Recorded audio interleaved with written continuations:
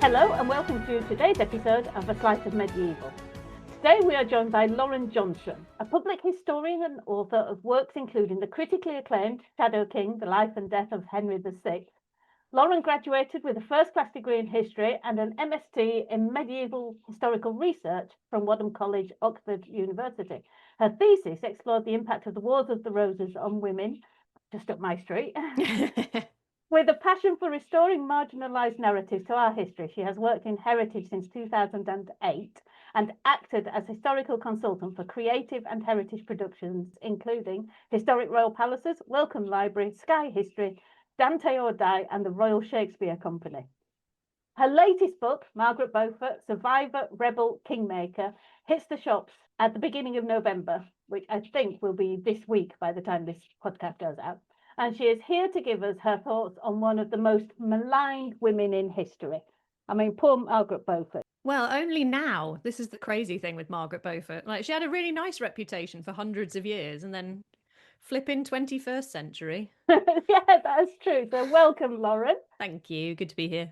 Thank you for joining us.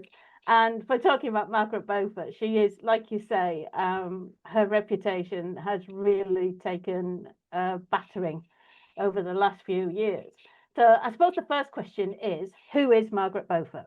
Margaret Beaufort is, I think, one of the most interesting women in history. She is now, unfortunately, I haven't quite got my top trumps style facts sorted for this in the same way I do for Henry VI yet. But I think she is the first English woman to appear in print because she translates a number of French works. So, like, already, pioneer, amazing. She founds 2 Cambridge colleges, 2, pioneer, amazing. And she essentially enables the Tudor dynasty to come to the throne, not just through her bloodline, but actually through her actions. Again, pioneer, amazing. And yet, like I say, in recent years, I think she has become a bit of a, what's the way to put it? She's just being bashed with a sort of a slight, I'm going to say, Ricardian stick. I think as Richard III's reputation has been very effectively altered and revised, there's been this sort of weird slide of Margaret's reputation where it's like, well, if Richard's good, then Margaret Beaufort must be bad. Someone has to be bad, and why not a woman? Yeah. There's a lot of that. Yeah. And I mean, it's not a completely new thing. I think in the early 1600s, there is, and again, it's someone who is trying to sort of champion Richard III and say, you know, he's been mistreated, but who alludes to Margaret Beaufort quite, not by name, but it's very clear who he means, as sort of engaging in witchcraft, essentially, as like having these sort of weird mystical abilities. Well, must we make all the women who have power a witch? Yes, they must. Yeah. They have done it for centuries. Yeah, and I personally think it's completely unfair. I think both Richard III and Margaret Beaufort are totally people of their time. Like there's no way you can divorce them from their time. And some of the things that both of them do, as many of the other people around them, are not, you know, morally unquestionable, I'd say. But also that's what makes them really interesting. Like, we're all human beings, aren't we? Does any of us have a perfect life? No.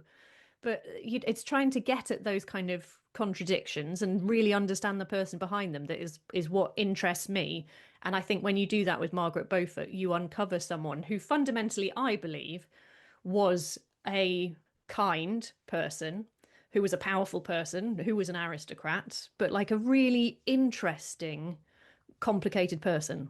When you think of how the restrictions on women at that time, the 15th century, to be able to found 2 university colleges, Yeah, in itself is Yeah, remarkable. it's incredible. And I think you can kind of divide Margaret Beaufort's life in two. There's the sort of Wars of the Roses, end of the Hundred Years' War, Margaret Beaufort, in which, in many ways, she's quite representative, I think, of lots of female experience at that time. She is wife, mother, heiress, daughter, sister, landlady, she's those kind of identities. And because she later becomes important, we do have some sources that we can use to sort of unpick her life and contextualize it by looking at other women.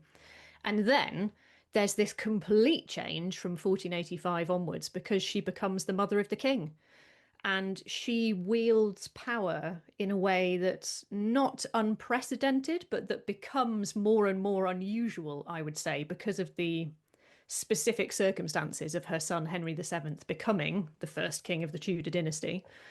And so, yeah, there's these two very different figures. And I think sometimes that's why people find it difficult to make sense of her, is because, it is not the same to be the king's mother as it is to be just a lady. So, of course, there's changes. And yeah, it's a really fascinating development, I think. Yeah, and we have this habit with hindsight where we look at a person in history as complete from the Yes. moment we start studying them, that we forget that they will change through their lives just like we do. Yeah, and that's the thing I find most interesting about people is looking back right to the beginning of them to make sense of them. And it's, I completely understand the irritation that lots of people feel that you kind of have to look back through Shakespeare or back through Tudor sources. But actually, there's so many contemporary sources that you can use to unpick the childhood, the youth, the early years of these people. And even if you don't have them for the very specific individual you're looking at, you can contextualize them using other people. So yeah, I think with Margaret Beaufort, as with quite a few other really interesting people in the 15th century, we can build from the ground up, basically, to see how she changes and some of the key turning points for her. Yeah, I think a lot of the problems with the whole Wars of the Roses period in looking at individuals is that everybody seems to look at them from the end back to the beginning and project back things that just weren't the case. It's this is how myths are created in history, and they've done a sterling job in that period. Yeah, and particularly because you get the York-Lancaster divide, the red rose, white rose. I think Margaret, it is assumed that the title of Philippa Gregory's very influential book is an example of this. She's the Red Queen. Yes. And that's not who she was. Again, as many men and women of her time, she walked a line between different factions. And in any case, the Wars of the Roses is not just white versus red, No. as we know. There's entire periods where it's red versus red and white versus a different bit of white, and it's really complicated. I think also our modern ideas come in, the fact that there's a modern Yorkshire Lancashire divide, the fact there's a north south thing, and it's just not that simple. Yeah, It's a very muddled, the sort of public image, the man in the street, if there is such a thing, their image of the period is so muddled now that it becomes fiction, really. Because a lot of it stems from fiction. Yes, and I think there tends to be an assumption that oh well, we can't get at the truth then. Absolutely, Well, yes. The number of times I hear that, well, we don't know, so therefore anything's possible, what's the point trying? Yes, exactly. It's well, that's my entire career undermined. Thank you. Yeah. Quite, yeah. So you've mentioned the claim to the throne briefly. Was her royal blood something as significant in her lifetime, particularly early on, perhaps, as it is perceived to be now, or frequently referred to now? Again, I think that's something that changed throughout her life. I Mm. do think, though, that actually from earlier than we might imagine, people recognised that the Beaufort claim was a potential royal claim. Yes. And I would argue that Margaret's second marriage, which was when she was 12 years old, to Edmund Tudor, the half-brother of Henry VI, I think that that may have happened in part as a kind of Beaufort-Tudor Lancastrian alliance, effectively, to create a potential alternative to the Yorkist line. Because in 1453, when that marriage is arranged, we already have the Wars of the Roses by that point, to be honest. We've already got this vying for power around King Henry VI, who is a lovely guy, but a really bad king, and who is constantly in need of being guided by the people around him. And Margaret's uncle is one of those people. He's Edmund Beaufort, the Duke of Somerset. And personally, I believe also that Henry VI and his queen, Marguerite of Anjou, they also didn't really like the Duke of York for entirely personality-related reasons. Like, I just think they were such different human beings that Henry was like, no, I don't want that one. I've got all of these other people I'm related to that could, help me. I don't want him to do it. So yeah, I think it's there in 1453 as an awareness. And I think it is even there earlier than that in 1450, during the time that Margaret has her first marriage, which is to the son of the Duke of Suffolk. And at the time, the Duke of Suffolk is another of these father figures to Henry VI with lots and lots of power, who the people come to really resent. And in Suffolk's case, they effectively, the people, the commons, effectively bring him down and get him banished, which leads to his death. And part of the accusation against him is that he is kind of trying to angle for a crown by marrying his son to Margaret. So, I mean, she's a child at that point. But because the legacy of the 100 Years' War and the complete dwindling of like the Lancastrian dynasty by that point, it's literally Henry VI, a marriage with no children. All of his uncles are dead. His cousins don't exist. Like, there's just no one around. That I think it is quite present from early on in Margaret's life. And I think she, as someone who we know was like obsessive about genealogical details, she would have known that. Yeah, I mean, I think for me, I've always seen it as York is not a great person in terms of getting on with other people. He's full of himself. He's got his own agenda, and everything else is kind of not that important to him, to his fall in the end. So yeah, I totally agree with what you've said there. It seems very sensible to me, and it makes sense of that crisis period from 1450 to up to Somerset's death, really, in 1455. It makes sense of that period if you see it as Henry VI sort of building up Somerset as a potential line for the future. Yes, and I should say Somerset himself has a number of different sons and children who go on to play their part in the Wars of the Roses. But Margaret is the child of the elder surviving, I should say, of the Beauforts. So that's why she kind of has that very specific significance in this. And the Beauforts themselves, there's claims that because they were illegitimate originally, they're the illegitimate children of John of Gaunt back in time. But we know that illegitimacy can be reversed. We know that they specifically have put things in place in Parliament or with the papacy to kind of deal with that situation. So it definitely isn't something that would have just blocked Margaret and her family.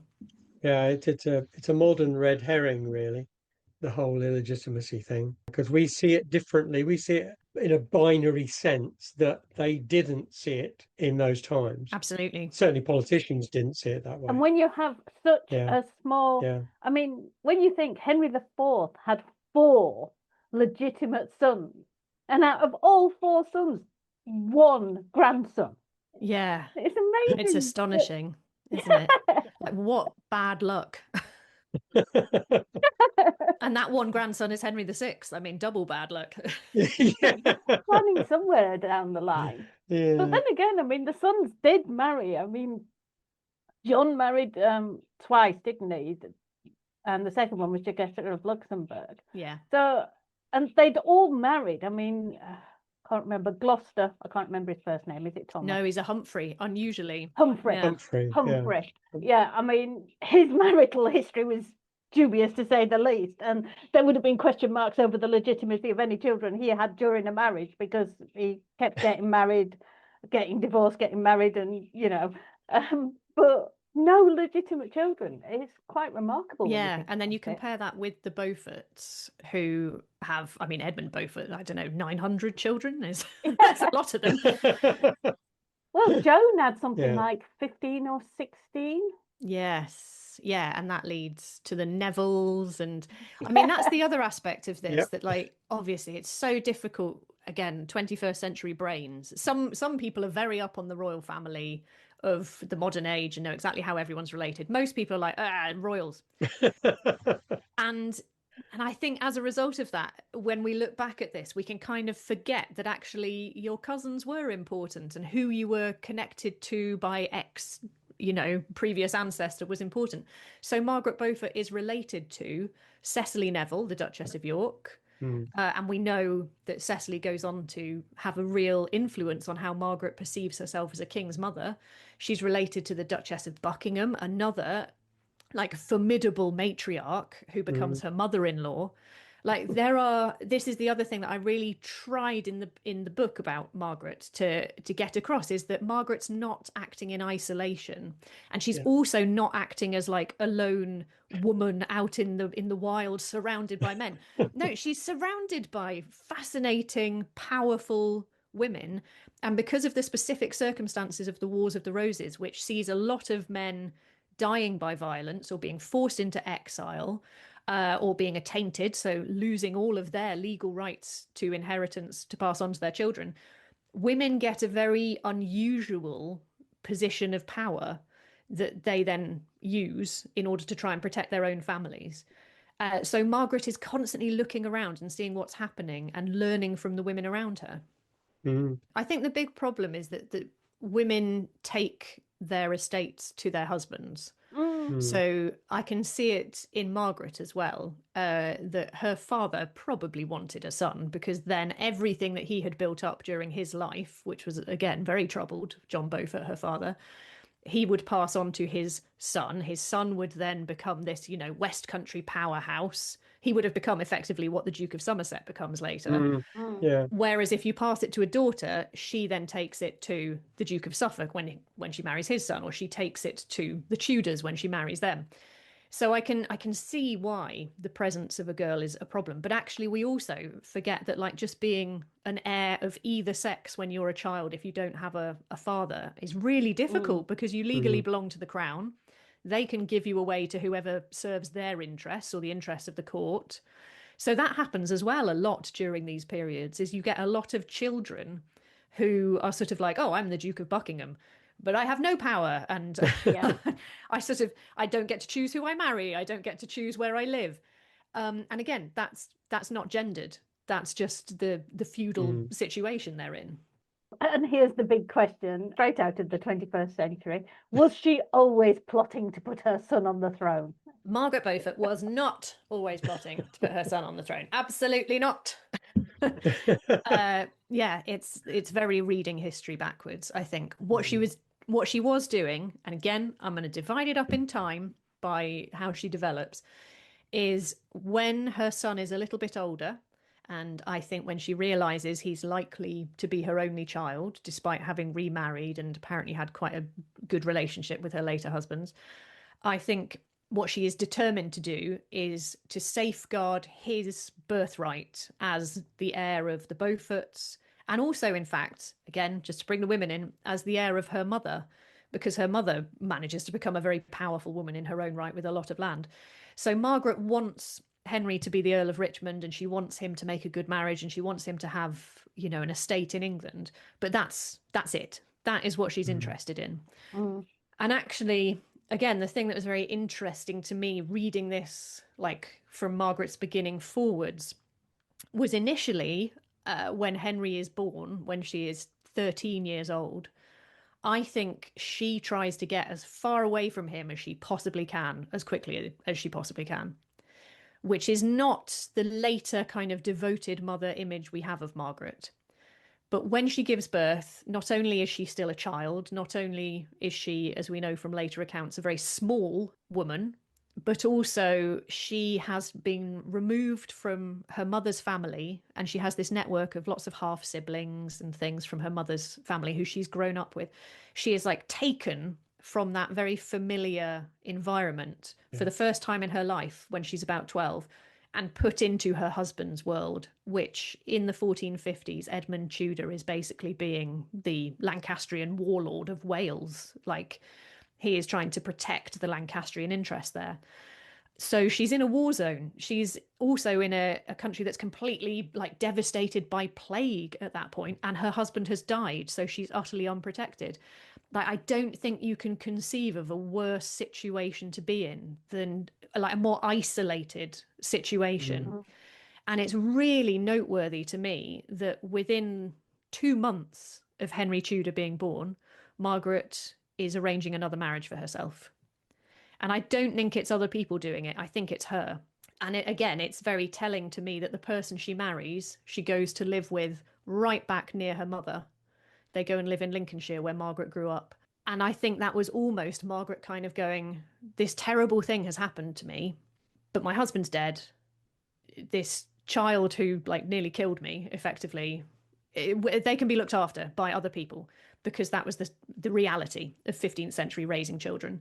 Yeah. And she almost just like draws a line through it, I think, and tries to move forward and be like, right, I'm back to my mother, I'm back to my siblings. I have a husband who is less of a horrible human being. And this is where my life will restart. That makes sense. You've got a 13-year-old traumatized child who knows that she is a target for every self-serving bloke in the country who wants to get hold of not her so much as her money and her land. Yeah. But that means her as well. Yeah. So she has to forget her own feelings, look to herself and think, I need protection, and I need it now before some disgusting bloke who I don't choose kidnaps me and forces me into a marriage I don't want. So she chooses the nicest bloke she can find. Yeah, exactly. And also it is like, it's a politically sensible alliance. It's all of those, there's all those advantages to it as well. But I just don't think it can be coincidence that she chooses someone who takes her back to a place that for her would have, especially at that point, been very comfortable, been very sheltering and protective. And like, it is unusual, the degree, I think, based on the available evidence, how much Margaret's mother holds on to her, and actually holds on to all her children. Because Margaret Beaufort is this lone heiress to her father, we kind of forget, actually, she's got loads of siblings. Her mother marries 3 times, just doing some maths. Yes, 3 times. And also her husband has an illegitimate child that she helps to marry off. And again, she lives close by. Like, there's this massive network of people nearby for Margaret. Yeah, so I think the image of Margaret as like arch protector aiming for the throne is not there. Yeah, and it's bandied about with such frequency that it's become believable. Yeah, and again, reading backwards, it totally makes sense, because they are, Margaret and her son Henry Tudor are very close in later life. Again, moderately unusually close, but Cecily Neville is always at court with her son Edward IV. She even hangs out with Richard III when he's king. So it's not that unusual, and there are earlier examples of it as well. Well, let's talk about her relationship with her son then, generally. Is that something else that changes over time? Or you've sort of hinted that it does. Yeah, I think initially, as I say, my reading is that Margaret kind of rejects Henry, and is able to do that because the circumstances of the time mean she knows he's going to be provided for, she knows he's going to be protected, so she goes and starts her life again. And I suspect that it is only when she starts to realise, after having been married for several years to her next husband, Harry Stafford, that she might not have any more children, that it's only then she kind of goes, okay, I'm in my 20s, I don't have other kids, maybe this is it, maybe he is the one that I need to actually invest my energies into. And it's at that point, kind of mid 1460s, when Henry is coming up to 10 years old, that we know that she goes and visits him, for instance, as far as I can tell, for the first time in 10 years. Wow. Yeah. That they spend time together, that she starts, little symbols in the household accounts, like she sends a servant with a gift for him and he gets included in a membership of a confraternity, those sorts of things with her. And that happens. And then, of course, we have this really peculiar situation because of the circumstances of the Wars of the Roses, where in 1471, Henry Tudor and his uncle Jasper are sort of forced into exile because of the Yorkist ascendancy. And Margaret doesn't see him again for another decade plus. And I think what's really crucial is that during that period, although we have no sources whatsoever that suggest this, I think it is clear that Margaret and Henry are still in contact somehow. And when we get to 1483 and the arrival of Richard III and the plots that begin to sort of spiral around the Tudors and Margaret at that point, there is clearly a network already existing that they are using to communicate with each other, using some of Margaret's servants and other people who are, based in the Low Countries. And at that point, I think Margaret realizes the potential of Henry, because of the extremely unusual circumstances of 1483 with Richard III, that he could be this rival claimant to the throne, and she really invests herself in it. And when Henry successfully takes the throne, 1485, defeats Richard in battle, he is in a really unusual situation as a medieval king. I can't think of another example of this, where he comes to a country he doesn't actually know, that he's been away from for more than, for like 14 years. And he doesn't know the people. Like, he doesn't have a network of courtiers and noble people. He's got like these 500 exiles who lived with him while he was abroad. He's got his uncle Jasper, and then that's it. It's like, okay, so who is he going to turn to? He is going to turn to the people who have proven their loyalty to him, who are almost all connected to him through Margaret. So it's her Stanley relatives, it's her brother John Wells, it's those people. And Margaret, by that point, is like almost one of the last surviving people who has sort of still got power, but has seen all of the Wars of the Roses and has seen who is important. And okay, like, right, if you want someone who is going to protect, I don't know, Jersey, maybe go for this person rather than that one. And I think she has a wealth of knowledge when he becomes king that is completely essential to him and continues to be essential for a long time as the other supporting figures around him just die off of old age and things. Yeah, and maybe also her reading of people as well, because he's got such a narrow experience of dealing with his who will be courtiers. As you say, he's got this group of people around him, but he's not really very world knowledgeable, is he, in terms of dealing with people? Yeah, there's a bit of a Beaufort legacy, actually, of that. The Beauforts are very famous for being proud and for being quite suspicious of other people. And Henry has that. And I think Margaret has a degree of it, but what she also has, because her confessor, John Fisher, who writes her funeral sermon later, which is basically just a character description for pages and pages, says, like, yes, she knew who people were, she kept track of them, but also she forgave them when they did something wrong, if they asked. And again, we can see that in the people she surrounds herself with. Once she is the king's mother, she has ex-Ricardians in trusted positions in her household. She has people with quite questionable private lives, and she's like, no, they serve me. They've never been a problem for me, so I trust them. And I think that probably Henry, lacking that sort of sense of perspective, probably, as you say, really relied on it in Margaret. I think that's a really interesting point, that he spent so long out of the country. And as you say, I don't think there is another English king who did that before he became king. But it happened in Scotland at least twice. One was James I, who was in captivity in England for about 20 years and then returned to Scotland. And the other was Mary, Queen of Scots, who spent her formative years in France.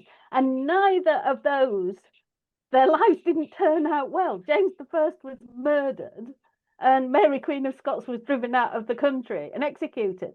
And when you look at that, Henry VII's opportunity for the throne and then actually managing to hold on to it is even more remarkable. Yeah, it really is. And I think he has to take some credit for that. I think maybe because we have a collective memory of Henry being the miser king, you know. Unfortunately, the portraits of him in later life are not the most attractive. But there was clearly something in him that was dynamic and charismatic, that like had been able to hold together 500 people from all different factions, you know, Yorkists, Woodvilles, Lancastrian long-term exiles, new Lancastrians, servants of Edward V, like all of these different people with competing interests. He had held them together in exile, and then he manages to win a battle and continue to hold people together after. So yeah, there was clearly something in him as well and again, I think he shared that with Margaret. There was a charisma there that maybe we can't see, but that would have been felt at the time. I think that's absolutely right, because most of the people who joined Henry didn't know him at all to start with. Yeah. Those who left in the autumn of 1483, they were jumping ship into what, nothingness really. Could have been a village idiot as far as most of them knew. Yes. So as you say, there must have been, when they met him, there must have been a confidence in them that they saw enough for them to say, okay, this is a viable option. Yeah. And I think him and Henry and Margaret both have this profound sense of obligation to people as well. And I think that's part of it, because, you know, what you want is you want a king who's going to keep his promise to you. And actually, they've not really had that in England for a while. You've had Henry VI, who just says yes to everything, regardless of what he's told someone else. You've had Edward IV, who is a very strong king, but who goes back on a lot of his promises of pardons, for instance, who, I mean, I would argue, and I quite like Edward IV, but like I would argue he has kind of annihilated the Lancastrians by the time Henry is around. Like he's just killed them, wiped them out. So that's a bit suspect. And then you've got Richard III, who, whatever happened to the princes in the Tower, he definitely and unavoidably had promised loyalty to those boys and then took the throne. So actually having someone who is a bit of an unknown commodity, but who seems to feel this sense of, oh yeah, if you help me, I will help you back, and who has a mother who has demonstrably done it for decades, I think that was probably quite compelling. Yeah. Even more so when you think the natural tendency is to better the devil you know. Yeah. Which is, you know, at least we know who Richard is. But so much so that they actually would rather go for somebody who is a complete unknown. Yeah. The remarkable thing about the autumn of 1483 is that the people who actually leave and go into exile are the haves. They're not the have-nots. They've not been thrown out. They've not lost their lands. They've decided to jump ship, which is quite remarkable when you consider how basically unknown Henry was as an individual. Yeah. And also I think that, like you say, autumn 1483, because that's when Buckingham's revolt happens. But actually, Richard is crowned like 4th of July, something like that. Already in July, August, there are rebellions against him, which are masterminded by people who had been in Edward IV's household, like his inner circle, effectively. And it's like, whoa, I mean, if people are doing that at that point, there must have been some severe question marks about Richard as monarch. And I think there was just a real unease around the manner in which he took power. And it almost, to my mind, it's almost irrelevant what happened to the princes in the Tower. What mattered was totally that people, another red herring. I'm sure. Like what mattered was that Richard took the crown in the way he did, and people didn't like it. Demonstrably did not like it. I think particularly the execution of Hastings was a key element, because when that happened, there were a lot more people at court than usual because they were coming in for the coronation. And the reaction to that permeated through letters and all the rest of it, through the rest of the country almost, certainly the political classes. Yeah, and talking of like the haves who rebelled, like Margaret Beaufort was one of them. Mm. You know, there's this, thanks largely to Thomas More, there is this, and the Stanleys themselves later, there's this idea that when Hastings was executed and Richard was sort of cleared out some of the suspect people in the council, that Stanley was put under threat. He was going to be arrested and charged with treason or something. And yet, within like a week, Stanley is back on the scene. Yeah. Within 2 weeks, him and Margaret are having meetings with Richard about, you know, claims that they've got going back decades. I'm not convinced that Thomas Stanley ever was in that much danger from Richard. And I think that it's therefore even more noteworthy that Margaret Beaufort is in the thick of these conspiracies, and that Thomas Stanley's brother William probably was involved at that point as well. He certainly is within a couple of years. So people were sufficiently disturbed, I think, by what was going on that they wanted a change and were willing to believe, you know, Margaret's line that the person who would solve all of this was Henry Tudor. Yeah. And the sad thing is that what we're both agreeing on is that it's something that is kind of completely blanked, you know, online and even in history books, really, of the last, as you started to say at the beginning, the 21st century is sort of just blanked that completely. And this idea that Richard was actually a really, really good king who just didn't have enough time, kind of thing, and totally misses the impression that he made at the beginning. Yeah, and it also misses earlier sources, to my mind. And like there are some sources which are a little bit questionable. But for instance, the association of Richard with the death of Henry VI, that's there from a chronicle that's there in the 1470s, you know, when the Tudors are still in exile. Like there's no way they're influencing anything. We know that Richard and his brother, the Duke of Clarence, like collude to have their mother-in-law declared legally dead so that they can take her lands. Richard is associated with bringing down the Countess of Oxford, who's a woman in her 60s. Like I think there is enough there already. And I'm not saying that this makes Richard a bad person at all. No. I think, again, man of his time. Yeah. Very much. But like there was something about him, I feel, from the context of contemporary writing that people were a little bit suspicious of, that he was a bit of a tough nut, essentially. I've always argued that because people talk about Richard being this great advocate of justice and so on, and I think he was, except where his own personal interests were concerned. And then the examples you've just given are classic for me of how if his own personal interests are threatened, he'll go for the jugular, he'll go, you know, 100%. And the same thing happens in April, May, June 1483, where he sees his own position under threat and sort of go, you know, okay, let's take him out. Yeah, and he does it with, you know, really amazing ruthlessness, really. Yeah. But like it works. He gets rid of them. Yeah. And it's a very Earl of Warwick way of Oh, doing yes. things, because the Earl of Warwick is like that 20 years earlier. It's like, oh, the Duke of Somerset's annoying me. Assassinate him. There we go. That's dealt with that problem. Don't you think Richard's father, though, Richard, Duke of York, has got quite a lot of that in him as well? That he's absolutely, yeah, tunnel vision. This is what I need to do, and he very much reminds me of the Duke of York in that respect. Yeah, I think completely. And it's sort of because we break down history in this different way. We're like Tudors, Wars of the Roses, 100 Years' War.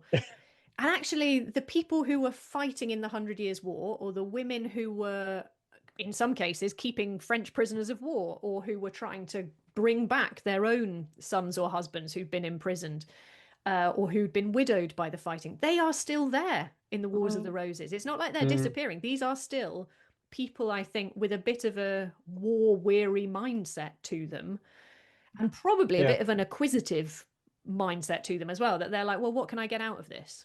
And that's the real reason the Hundred Years' War sort of breaks down in England, is that they're losing and they're not getting anything out of it. So they stop.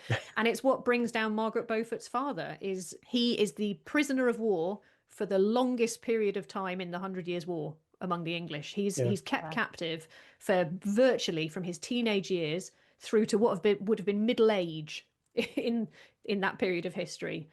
And that is going to mess with the way that you see the world when you come back to, air quote, normal life. Especially when you look at everybody around you didn't lift a finger to free you. Yeah. You know, your brothers who were supposed to help you were more interested in looking after your lands. Yeah, exactly. Getting you out. Yeah, and it's where, like, for instance, the Stanleys, I think, are very interesting. So Margaret's last husband is Thomas Stanley. He's basically a prince in his own right in the Northwest. I cannot emphasize enough the number of times that, like, sources in the Tudor period are like, the Stanleys alone could have won this. Was he King of Man as well or something? He was King of Man. I love that title. He was overlord of the Isle of Man, and he fights to defend that one as well. But what's interesting is you've got Thomas Stanley, never joins a battle if he can possibly avoid it. William Stanley, his brother, fights in every single battle. So like, even within the same families, you have vying allegiances or different senses of how you should do things. And it's really notable to me, I think, that, like, Margaret Beaufort she's learning a bit from Thomas Stanley of the way that he equivocates and, you know, is very sensible about not taking a side until it's complete, until one of them's won, essentially. But she also is completely, like, you know, riling up the rest of the Stanleys. She's like, oh, go on, William, just fight for my son. Oh, go on, stepson George, go on, just try and escape Richard III when you're with him and come and join us instead. And it's like, again, contemporary chronicles say this, that Richard is worried about the influence Margaret has with the Stanleys. So, like, clearly she is seen as a powerful individual in her own right, with influence and sway from quite early on. And I think that's really interesting as well. And we just forget, I think, because the Wars of the Roses is battles to most people's minds, we forget the amount of plotting that was involved in the decision as to whether you went to the battle or not. And women were involved in those conversations. And we have this idea that we've had it drummed down our throats for so long that women had no power. Women didn't have a say. And it's like, because husbands didn't listen to their wives at their peril.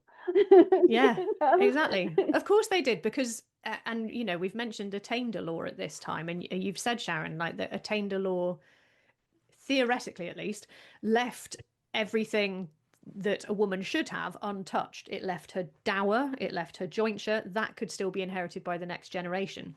So of course the women then are going to know what the husband has and be trying to sort of ferret that away and put that somewhere safe, or give it to, you know, certain servants of theirs to keep it safe so that it can be brought back somehow legally in the future and passed on to the next generation. Like, because the women are the ones who tend to survive, they are the ones who are left to clear everything up. There's no way that they wouldn't have known what was happening in advance. Like, it's not like they go, oh, suddenly I have to do all of the household accounts that I've never done. Like, I've looked at these household accounts, they're mind-boggling. Like, you have to be a lawyer to understand them. I mean, the other thing about Sharon and I have come across this lots and lots of times, is that for these noble families, from a lot of families, who's king is not exactly irrelevant, but it's not the most important thing. The most important thing is your land and hanging on to it or increasing it. It's because you're passing that on. That's your future. So again, the wives and all the rest of it are involved because they know that too. It's what they're passing on. So yeah, I mean, it all comes down to land in the end, doesn't it, really? Yeah, and I think when you sort of take that further down the social order, you can see it there as well. And I think it's that, again, is where Margaret Beaufort is so incredible in the 1480s, is she's been in charge of estates since she was like 12 years old. She's been helping to co-rule them. We know she travels with her husband. We know she signs her husband's household accounts. We know that she's working with her various husbands. So in the 1480s, she has spent decades building up relationships with merchants, with different members of like the London citizenry, the Stamford citizenry. She's got religious connections. And every single one of those connections is going to think, would I rather keep this really rich lady who keeps giving me, my silk services or whatever it might be, would I rather keep her happy or the king I've never met? Like, obviously, they go with the person who is more immediately important to them financially. Yeah, what helped my bottom line. Yeah, exactly. Connections are just important. It's how the world works. And it did then as well. Yeah, and it's just that in the last few decades, people have been spending more time with those, there's no way to sugarcoat it. They're really difficult sources. Like, I have not spent time looking at the different mercantile networks of London, but thankfully someone else has. So I can use their research from 10 years ago and go, okay, so they've noted these connections. I can cross-reference that against some of these things of Margaret's accounts. And, we need to take a much broader look, I think, at the medieval world to understand like what those networks were and why they were so important, because it's those things that have been like totally intangible for centuries that you can just about now start to get your hands on to make sense of how things were actually working. The funny thing is that she's characterized as this sort of woman plotting in a dark corner sort of thing, and it's actually the opposite, really, that she's out there, and as you say, with branches everywhere, sort of communicating. Yeah, exactly. And if she isn't doing it herself, she has the people who by that point have proven their loyalty to her, have proven their usefulness, who will go out and do it for her, like Christopher Erswick, Reynold Bray, like these figures who are clearly essentially Margaret's mouthpieces at the time. Yeah, so that kind of notion that she's a little spider in a web tucked away in the corner of a castle is definitely not the reality. Speaking of a spider's web, so we've done her relationship with Henry VII. What about her relationship with Elizabeth of York? Was it her plan for Elizabeth to marry Henry VII? Margaret definitely was motivating the marriage of Henry and Elizabeth of York. And she was probably doing it, I think, from the early 1480s. There's these references to Edward IV and Margaret sort of having veiled conversations that are clearly like, yes, we can marry our children. We'll have to get a papal, what's it called? Dispensation. Thank you very much. Yes, because they're related. Those very sort of nebulous things that clearly had meaning in the 15th century. And again, that's partly why Richard III's accession is a problem for Margaret, because she's built up this relationship with Edward IV. She's even built a relationship with Edward V, arguably, because her associates are in his household. William Stanley is one of the big figures there. And she has a relationship with the Woodvilles. So suddenly having Richard III around, it's like, oh, okay, so now I've put in all this effort, this marriage that was going to lure my son back to the country at last, that was going to bring him back and restore him to power and sort of bring him into the Yorkist regime. That's not going to be able to happen now because the princess he was going to marry is hiding in Westminster Abbey. Yeah, so I think she was very much on board with the marriage, and I think she also realised the political advantage of it, on a propaganda perspective, the white rose and the red rose combining. I think she was conscious of that. And again, there's this kind of collective idea that Margaret was a mother-in-law from hell and she was, squashing Elizabeth, and it's nonsense. It's complete nonsense. There is not evidence to support that idea, except for there's a couple of Spanish ambassadors who come around in the 1490s who probably never met Elizabeth or Margaret, and who are essentially repeating what was some sort of rumor going around, and they say, oh, well, the Queen's very oppressed, she's, she doesn't have the real power. And I personally think that if Elizabeth of York was not playing a really big role politically, it's because she didn't want to. Like, you've got to remember again what she had lived through. Elizabeth of York saw her mother vilified, she saw her Woodville relatives murdered because they were seen to have too much power. She's seen her two brothers disappeared, effectively. She has seen like the vilification of her mother and even of like her grandmother, Cecily Neville. There's the accusations of adultery, that Edward IV may not have been her, the Duke of York's son, promoted by their own family, for goodness sake. And I think Elizabeth was like, clearly and she would have seen or heard of Margaret of Anjou as well, this sort of overpowerful woman there. And Elizabeth of York, I think, was sensible enough that she was like, this is an issue to the people around us. What they want is a queen who does what medieval queens are allegedly supposed to do, which is have lots of children and just quietly make peace without drawing too much attention to themselves. And that's not to say that she doesn't have political acts or that she doesn't involve herself in, for instance, the marriage of her family members, because we know she does. That's not to say she doesn't have an influence on the next generation, because, she helps bring up her children in particular ways and is very involved in that. But I think she makes a conscious choice to be different from her mother because she saw how toxic the Woodville legacy was. And I think we undermine her intelligence if we choose to be like, no, she was just squashed by another woman. She just had a horrible mother-in-law. And her and the two of them seem to have a very good relationship from everything else that can be seen. Like, no one else seems to be suggesting there is this unpleasant dynamic to it. But one other thing with Margaret and Elizabeth is that there's been an assumption that Margaret Beaufort wrote certain household ordinances that determined, for instance, how the Queen should give birth. She didn't. At the time, no one wrote that down. It was, 200 years later, I think, someone said, and Margaret Beaufort wrote this. There's no evidence that she wrote that. We do know she wrote some ordinances after Elizabeth died, which, of course, who are you going to ask to decide what the mourning clothes of court are at that point? Because Henry's grief-stricken. All of the other people at court are sort of looking to Margaret to give them advice. So she's like, all right, yeah, I'll tell you what you need to wear when you're in mourning. That's it. That's the only one. And it specifically says it's by her. Her household accounts show it being delivered to her. The other stuff is not at all Margaret. Well, you want evidence, do you? And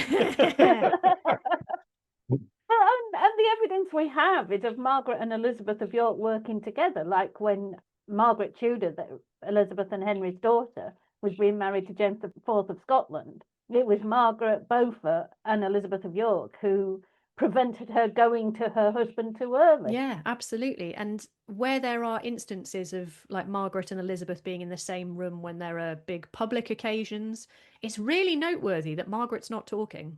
The person who is given pride of place in those situations is Elizabeth, because she is the Queen. Margaret's not a flipping idiot. She knew the difference between a queen and a king's mother. And it's very often not even highlighted that actually Margaret gave up her place in the succession for Henry VII. She was the one who was next in line, technically. Yeah. And I think she probably realised that they needed someone who could fight.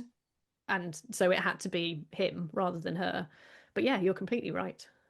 So we've covered this probably quite a lot already, but I was going to ask, as a woman, how much control did Margaret have over her own life? And I suspect that, as with several other questions, that's something that changes a lot as time goes on. Yeah. So I think what's interesting with Margaret is that we have a bit of her later version of events too, and that is unusual for women at this time. So we know, for instance, that there is this story that is told allegedly repeatedly by Margaret in later life and then written down by her confessor, that when she was 9 years old, it was suggested that her first marriage to the son of the Duke of Suffolk be dissolved and she should marry Edmund Tudor instead. And that she, rather than being like, oh yes, of course, I'll do whatever you tell me, at 9 years old went, no, I'm going to pray on this, and spent a night praying, in which she says there was a vision of St. Nicholas came to her and told her to marry Edmund Tudor. I mean, God, you can have an absolute field day with the psychology of that and what that means to Margaret. And like, St. Nicholas is the natal saint of Henry VI. What's going on there? There's so much to unpack. But I think the crucial fact is Margaret was clearly trying to take control of her destiny then. Again, when she is left as a widow with a newborn child in this war zone where she knows no one, what does she do? Within 2 months, and like, you know, I don't want to go into it too much, but after 2 months after giving birth, you're going to have some biological things going on which are going to make it very difficult to travel across Wales. But she does it. And she does it in order, again, to regain control of her future. When her beloved husband, Harry Stafford, dies, within a year, she's married someone else. Like, time and again, we see her making choices for her own future. And I would say she doesn't always make the right choices. Like in the sort of 1469 to 71 period, there's lots of back and forth between the different factions.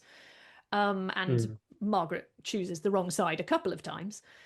But she still, like, she is like, nope, going to make that decision. I'm going to actively do this.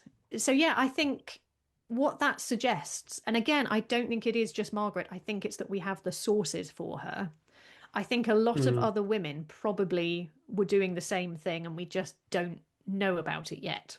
But there is a clear sense that whatever the legal status of women at the time, whatever probably Margaret herself would have felt about, no, I'm a woman, I am subordinate to a husband, she still recognised her own autonomy.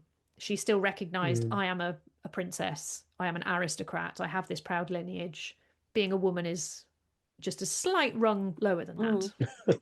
And also probably I had better act now in my own interest and make the choice for me before somebody forces a choice on me that isn't in my interest. Absolutely. Yeah. Because she knows that as a aristocrat, practically a princess, she's not going to be allowed to stay single. There's too much interest in her lands and her property for her to stay single and be able to manage her own life. So she has to take charge of the bit that she doesn't, that if she'd been allowed to stay single, she probably would have done, but she knew she wouldn't. So she's got to make these choices, find the men more suitable to her, who she might be able to possibly manipulate into acting in her interest. Yeah, or use their power. Yeah, certainly in her interest. And later in life, she also becomes a vowess, of course. So she actively chooses celibacy in 1499 while her husband is still alive. And that is very definitely in order to have independent control over her estates. Because her relationship with Stanley doesn't seem to massively change, actually. She still hangs out with him. He still comes to visit. When she's rebuilding Colly Weston, she still makes sure he has a suite of apartments. Like, publicly, she's very respectful of him. They still seem to have this, I mean, completely fascinating dynamic as a married couple. Yet she is clearly saying, no, as a vowess, my own interests will now take priority over my husband's. He's such a powerful man and such an influential figure over goodness knows how many years. How did they get on? What was that relationship like? In a nutshell. I mean, I am obsessed. I'm obsessed with them. I can't, like, I'm going to write fan fiction about it because you can't get it out enough in non-fiction because there just isn't quite enough evidence. And it's so frustrating because for her marriage to Harry Stafford, we've got years of accounts, of household accounts, and you can tell. And we've got his will, 2 wills, in fact, one of which is so loving towards her. And then with Stanley, we've got like nothing for 10 years. There's like one thing when he goes to war in 1475. That's kind of it. It's so frustrating. Well, that's because the Tudors destroyed all the evidence. Oh, yeah, of course. Don't forget. Yeah, that's it. Yeah. They're just going around firing things. There's this massive bonfire of everything from 1450 to 1509. Yeah, you're completely right. I keep forgetting. My feeling is that they had a mutually beneficial deal, but that Margaret got frustrated with it. And again, there's just a few little moments of this, glimmers of Margaret's irritation with Stanley come through. So, for instance, in 1482, she makes a deal with Edward IV to try and get Henry Tudor back. And this document obviously has to include Stanley because he's her husband. But there's this like slightly weird line in it where it's something like, that Thomas Stanley needs to remember the promises he has made in the past. That's like, okay. So he's clearly been doing something that annoyed you.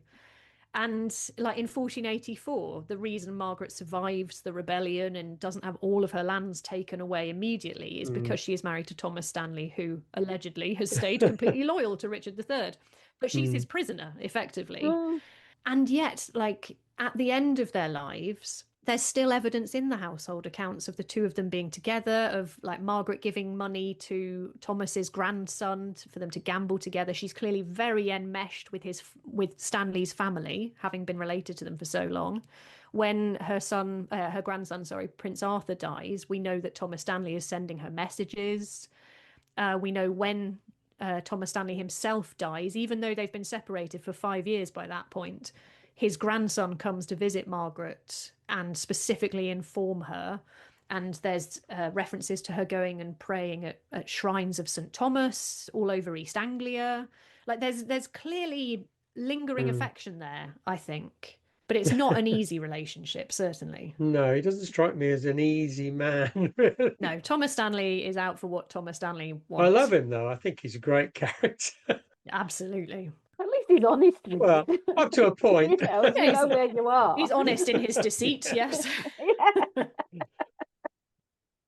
So, the ultimate assessment of Margaret Beaufort, was she a schemer, a survivor, or a heroine? Yes. Right, that's that done then. Okay, thanks, Lauren. Yep, you're welcome. No, all of them, all three, completely, all three. She did scheme. There's no other way around it. She did survive. She is a heroine, I think. She's brilliant. I mean, the things I mentioned at the beginning, the extraordinary, in some cases unprecedented things that she achieved as a woman are just incredible. I don't think the Tudors would exist if not for Margaret Beaufort. Yeah, an astonishing woman in a completely bonkers time of constant danger. I mean, the fact that she survived into her 60s and died eating swan, lest we forget, at her grandson's coronation. What a way to go. Yeah, I mean, it is absolutely astonishing. So what I was going to ask you was, did you change your view of Margaret from when you started looking into it to when you sort of reached your final conclusions? Yeah, I did. There were definitely periods of it when I didn't like her. I mean, I don't think if you spend that much time with 15th century individuals, possibly any individuals who had power in the past, they're going to do things that you are a bit like, oh no, that's like can you just be a little bit loyal, maybe? Stop changing sides. But also, the more time I spent with documents that she or her like household had created, the more I had a sense of the human element to her, not just that kind of monolithic matriarch politician figure. And the big thing I came away with was a feeling that people really liked her, like that her friends, her servants, her tenants, the people she did business with, they felt a sense of loyalty and concern for her. And someone who was a cupbearer for her called Henry Parker, who married her great niece in the end. There's all of these beautiful little moments in the household accounts where like Margaret is giving little dolls to their children, like she provides them with their clothing. He describes her as like he has a beautiful expression which I can't entirely remember, but it's like she was a golden light for all the world to follow, that she was this exemplary figure to him. Yeah, there's just something very likable about her. How tragic that her image isn't anywhere near that. Yeah. Today. And it just shows how like the humanity of these figures, which is complicated, sort of gets absorbed into a sort of like a caricature, basically, of them. Yeah. I mean, all those 15th century figures are basically caricatures these days. I mean, even when you try, it's very difficult to sort of sort out the wheat from the chaff, to sort out what's the essence of this person.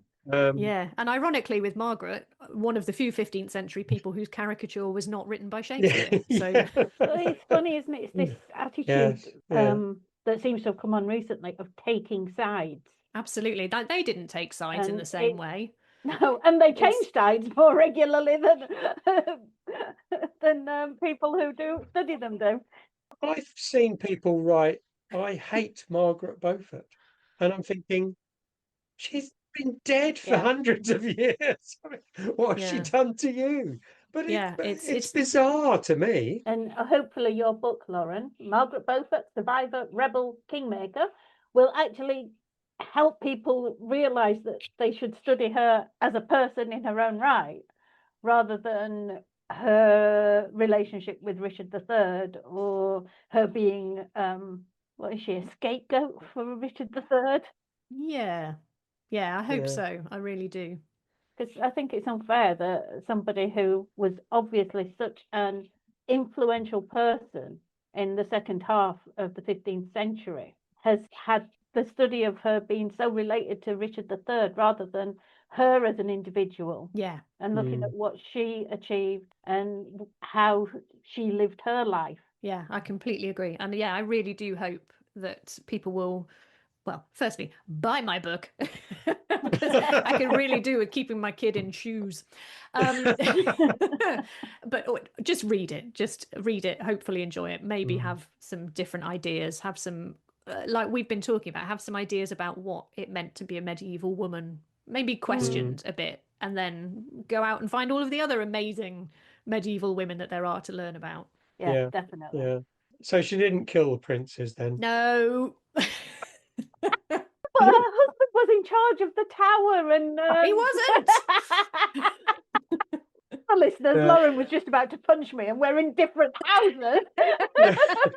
Yeah, I'm coming. When you see things like that, does it still rankle, or have you got over that? It rankles, but I'm a sensible enough. Are you having therapy? Oh yeah, always, but less about Margaret these days. It's not working. She just nearly punched me. Yeah, it does annoy me because I think it's unjust. I think it's completely unjust. Yes. Yeah. And also, Yeah. I think there is a really solid seam of misogyny to it in the representations of Margaret, Yeah. like that she can't be sexually maligned, but she can, like most of the other 15th century women, but she can be seen as this harridan, awful stepmother, mother-in-law. She's awful. What astonishes me is how many of these women were harridans. I mean, I They know. all were. Every single one who had power in her own right was a she-wolf Yeah. or a harridan or a witch. Yeah, exactly. Every single one. It's funny that. yeah, witchcraft was the sort of kind of last resort. Well, we better say she was a witch. Yeah. All else fails. Yeah. But I always remember I was talking to somebody one day and we were talking about Richard III, and she said, well, I just look at Richard III objectively. She said, I'm historical, not hysterical. Now that Margaret Beaufort. Yeah. I know. Justice for Margaret. So, what are you working, or who are you working on now? Have you got a project in hand? Mainly, I am working on my PhD, which is about Tudor Catholic exiles, especially in Rome, and how they are kind of interacting with Rome and the Roman authorities, and in some cases being naughty priests, and in some cases being very fervent priests, a bit too fervent. So have you got a biography you'd like to write next once you've finished the PhD? I would really like to write more about the women in the Wars of the Roses, and to properly have that context to them and put them back in the spotlight. That's the one I'd really like There's just to do. so many, aren't there? Somehow, Exactly. And because unfortunately the record keeping of that time means that they'll sort of pop into importance and then disappear again for quite a while. You can, I can see how you can do it right from the 100 Years' War through to early Tudor. But yes, I've promised my other half that I won't do that until I've finished the PhD.